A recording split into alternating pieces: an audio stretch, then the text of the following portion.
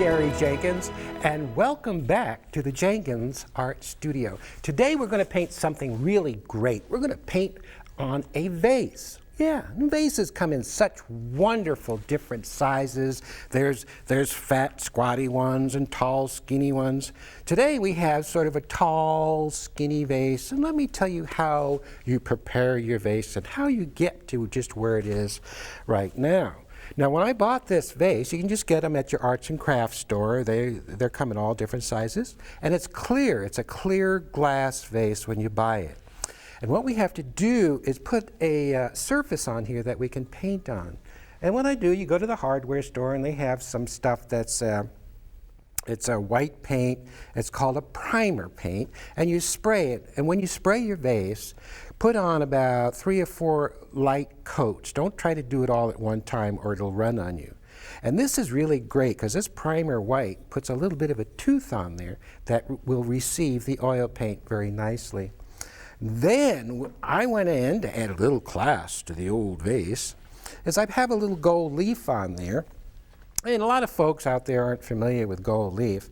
Gold leaf comes in a little packet, and it's very, very thin, super thin. You can see it's just tissue thin. And then what you do, before you put your gold on, you have some medium, or some what do you call this stuff? Adhesive. Now, this adhesive dries tacky. So we'll take our adhesive and we put it on the vase. And I already put some on here, and you can't see it, but it dries sticky. And I'm going to take a little bit of this gold leaf, and it'll only stick to where the adhesive is. You see, and you kind of pat it down. I'm just reaching down here. Let me see. You have to save all your little pieces of gold leaf because you can use it on other vases, and you just peel off. It only sticks to where the glue is. And now I'm going to take a paper towel and do it in a place where you don't mind it being messy, and I'm going to wipe it off. And you can see where it just sticks to where the glue was. Okay. And I like little ragged edges. You can see how the leaf breaks up and gives us all those neat little edges and really makes it look old. So, and gold leaf adds a little bit of class to our vase. Now I'm going to turn this around to an area on the other side, and we're going to paint over here. Boy, I've got do this in an area where you're not painting, guys, because this gold leaf flies all over the place. Now, I have on here a little bit of medium to wet the surface down just a little bit. Now you can see it's a little bit shiny. Hopefully our leaf won't fly up there, but it might. But if it does, we'll cover it with a leaf or something. So have 2 separate areas, one where you gold leaf and another where you paint, because this stuff, it flies all over. Now I have a brush here, and we'll come down to the palette, and we'll look at this number 18 brush. It's badger hair, and we're going to use this brush to lay in. I think we'll paint the flower I love the most, which is a rose. Let's come on over and we'll take a little touch of medium. Let's take a little bit of this mauve color over here. And we're going to take that, and of course, you know, we have to put in our base color. And we'll come in and we'll pin. Remember, we have that transparent glaze on there, which is helping the paint flow along. And we'll get this on. I know there's going to be a little bit of a glare on here, guys, but we are painting on a very shiny surface, so we'll try to keep that out of there as much as possible. Now inside, we'll take a little crimson and deepen up the inside a little bit. You know, with the old rose. Maybe this rose will be facing right towards us. Yeah. And we'll use the side of the brush to get, boy, you can see how shiny it is, to get the feeling of the rose. And you can see just in the lay-in, I'm just picking up a little more mauve here, just in the lay-in, how it looks like the rose already. We really haven't done that much to it. And I'm going to come down. We're picking up white, and we'll use white to pick our good old petals out with. And if you watched our other shows, you know how easy this is. And there goes our white in. And we're using it the side of the brush, and we'll just sort of turn it. I'll try to paint in between the glossies, guys. And using the side of the brush, just try to get those wonderful foreshortened petals. Whoop, I think I found a spot. Let's stay right there. Maybe we can paint there. And then we're going to pick our petal out here. Now, you can hardly see it, but we want our rose to be nice and soft. And we have a nice ragged edge on the rose. And we come around to the other side. And my hand might be in some of the shots, but I'll try to keep it out. Look at how that works. Wonderful. And don't forget out there to take all your photographs. Have fun out in the garden. And I hope you all had a chance to watch many of our other shows where we went in the backyard and we showed you all of the wonderful flowers that actually Kathwren, whoop, look at that little choop, that Kathwren grows in our backyard in good old Ashland, Oregon. Maybe, well, I tell you, I could, if I had my cowboy hat on, I'd be able to hang my hat on that. So watch those tips, guys. Don't get too tippy. So if it gets too tippy, we'll bring that petal out. Maybe we'll cover it. But look at that. That's cool. All right, let's come down to the palette. Pick up some green, a little touch of, what is that, sienna. And we'll take some of that, and we'll put some of this on here. Notice how we back right up to that flower. Oh boy, you can see it popping out. And maybe we'll have a leaf coming out of here, and we'll angle that stroke back and forth and down the middle, and maybe another leaf coming down to the bottom, and angle. You see how simple that is? Now, say you did your vase, and you said, oh, good grief, I really messed up. My vase didn't really turn out that well. Well, this is oil paint. You could very easily go in and wipe this right on back down to the white that's of the vase, and you could start all over again. Let's take a little blue, cerulean blue, and we'll come over here, and maybe we'll have something, oh, there's still a little pink on the brush. Look at it come out, and a little over here. Look at it happen. Can you see it? Little stem coming out. Look at it go. Experiment, play around, and when we're all finished with your painting, you would go in and use some Vase on there, or you could use some water-based varnish, high gloss varnish, to get a nice glossy feel to your vase. We're going to take a little more of that mauve and white, and anytime you already know this, if you bring a leaf up next to your rose, you've got to come in and bring those petals out. Just a little bit, and notice how it drags a little color in there. That's okay. Let's go for something happening around this side, because we have to start going around the vase, start expanding. We'll come around, and maybe we'll have another leaf out here, and one here, and start coming around the vase. Now, this is our main flower. Of course, you guys know you can't see all the way around a vase when it's sitting on a table, but you want something happening around the side, but you don't want to go painting it flowers all the way around the vase, because then it gets too busy. And of course, you don't have to have white on here. You could take, after your white's on, you could have taken some acrylic and gone in and tinted. And in a minute, I'm going to show you some other examples. But look at this. Isn't that neat? Look at that. Is that cool? Get some rhythm to your leaves. Don't just leave it in one spot. And I have my hand right down in the throat of this vase, and I'm turning it around. You don't want to put your fingers up here and get into that gold leaf and leave a lot of fingerprints. So I'm just turning it around. And let's come on up. Well, let's see what we got. Something there. Maybe we'll get something coming up on the old top. Nice stem coming up, and another little leaf coming up here. And we have photographs. Oh, look at the pink coming out. Can you see the pink on the end? Cool. Take photographs, guys, because photographs are your reference. This is what you need to refer to. You could have butterflies in there. Let's back up a little bit. Let's see what that looks like. I want to see the whole thing with the gold on the top. You have to look at the whole composition and don't just stay in one spot. See how it's working. Look at that. Look at it. It's really cool. We got our our main flower. We got our leaves coming out. We can put a little more blue. Experiment with color. Play, play, play. You know, I like to play with color. Maybe another little something coming out of here, and a little cool color. Every painting should have some blue in it. So we have warm colors, we have cool colors, we have everything. Boy, whew, I love vases, especially because we have all those different sizes. Oh, look at that, that's cool. Maybe we should just leave it like that. Let's paint like this. We'll turn that around. The only problem is, I can't see anything. And we'll get another leaf here, and one here, and one here. Now we're starting to creep around the other side. Here, here, here.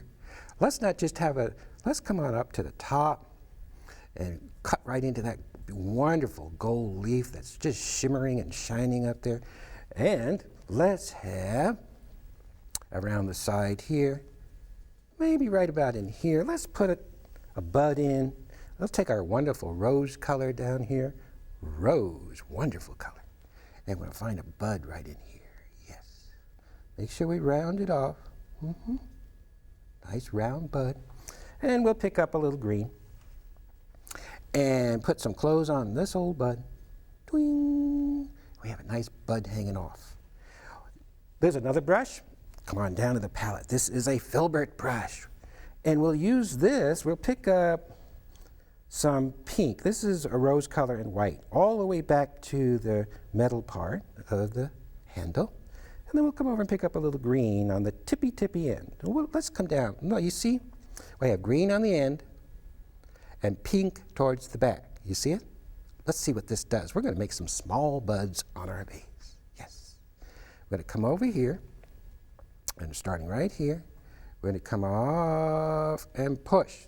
Let's see if there's a bud underneath there. Yes, good thing. And another one here, and push.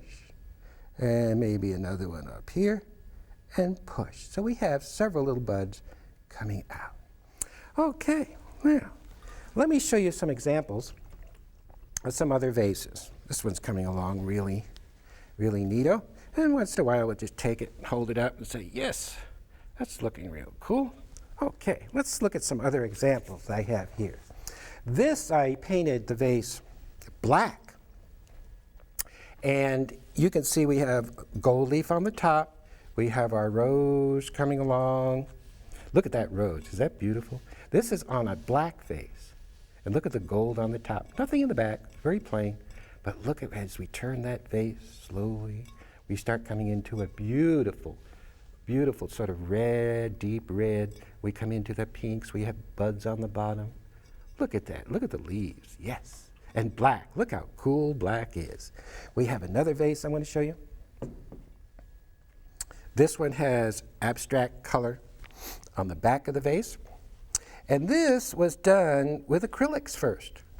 Acrylics. And you have a spray bottle of water, and you spray the whole vase and get it wet, and put your acrylics on and let it run. And then I had some gold spray, which I sprayed out of a spray can. This isn't gold leaf. And I sprayed gold paint back there.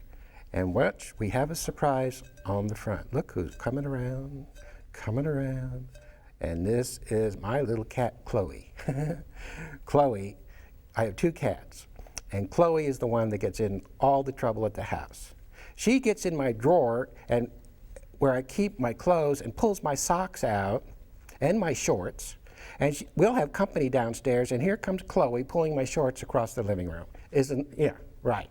How about that, guys? So, Chloe, you're bad, bad, bad.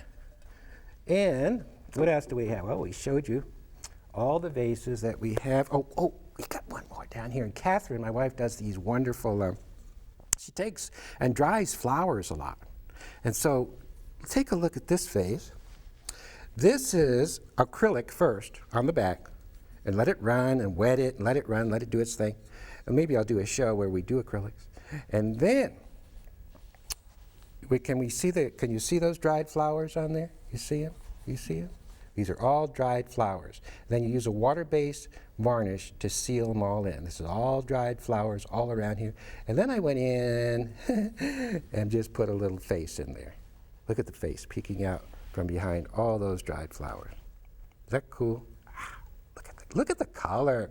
And you can have fun with the dried flowers and letting all that wonderful color run. There's some gold. That looks like gold leaf back there. And you mix things and match, and you get your dried flowers and put them on there, and you find a little print and stick in there, and you have all this wonderful fun. Let's get back and see how our vase is doing. How are you doing here, little guy? Okay, maybe we'll get some more little leaves in there. Oh, there's so much to, oh, and don't forget, there's all kinds of flowers. Here's some that you can use as models.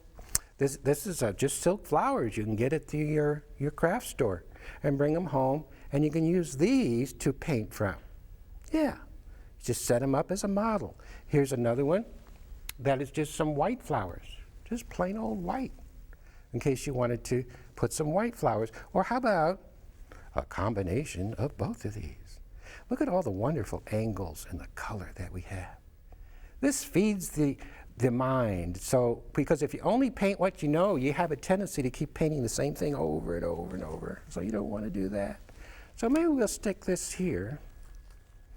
Let's stick this in here. Hope this isn't going to be in anybody's way. We'll find out. They'll yell at me, I'm sure. I'll push it way over there. And let's see, using that as a model, maybe we can pick some of those flowers out to use on our vase. Yes, no, they're right there. Maybe some of those flowers, I could see something right about in there. And they're kind of on the purpley side. We'll use mauve, a little touch of white, and I'm using a filbert. What number filbert is this? A number 12 filbert? Let's come over here. Where should we? These are little wildflowers. Let's have one maybe right in here. We'll have a petal there, the petal coming out there, another petal here. They kind of look like a pansy. another petal in there.